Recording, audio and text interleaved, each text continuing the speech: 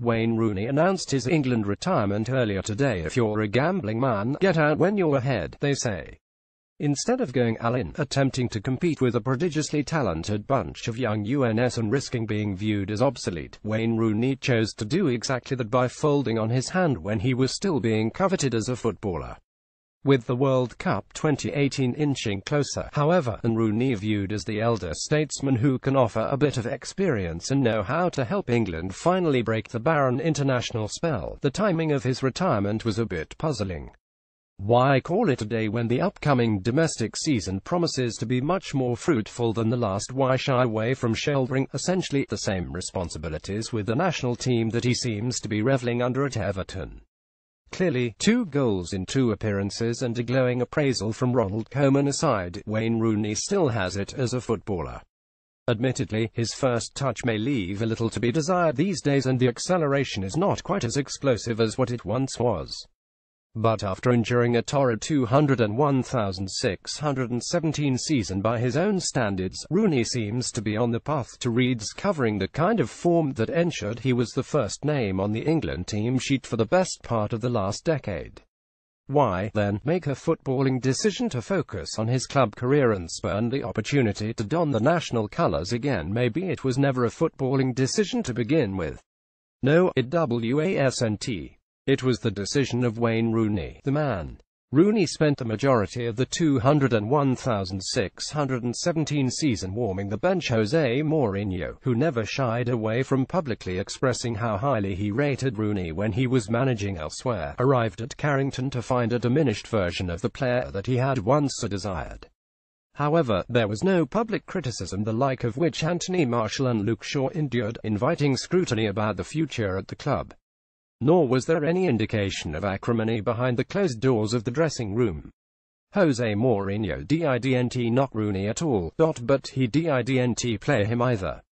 Tellingly, both Martial and Shaw continued under the stewardship of the Portuguese manager, while it was Rooney who sought the once familiar pastures of his boyhood club at the end of the season.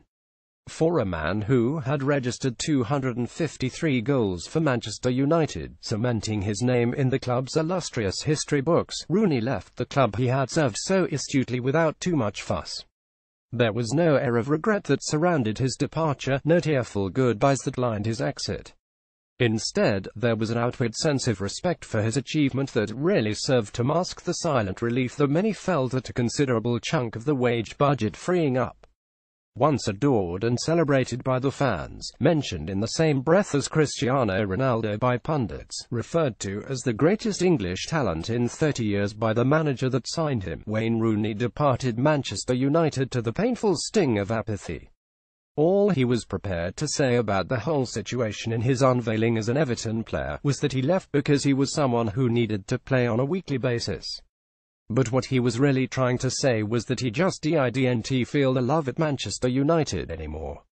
The Old Trafford crowd eventually fell out of love with Rooney. The chants of Rona still serenaded him from the terraces of Old Trafford occasionally, but no longer were they rousing reactions to an audacious flick or a crunching tackle. Instead, they were feeble reminders of what once was, born out of the hope that he would turn back the clock rather than the expectation of what was to come. Rooney didn't just have a bad 201,617 season at Manchester United. He had an anonymous one.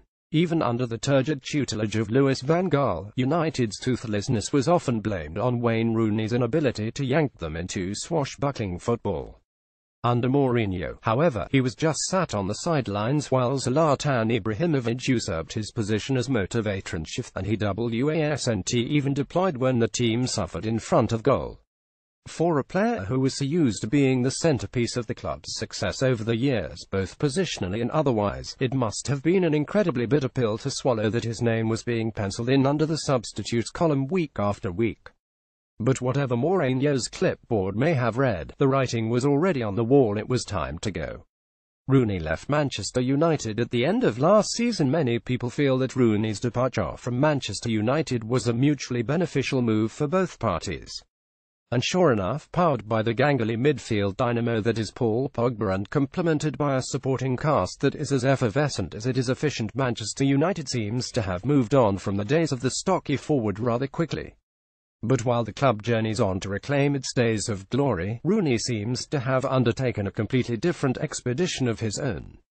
Admitting sheepishly that helps always worn Everton shorts in the confines of his living room, Rooney returned to the place where he grew up, feeling the unbridled joy of playing football as a child. A place that gave him the first taste of what it meant to play with his heart, a forgotten feeling that he yearned to experience once again.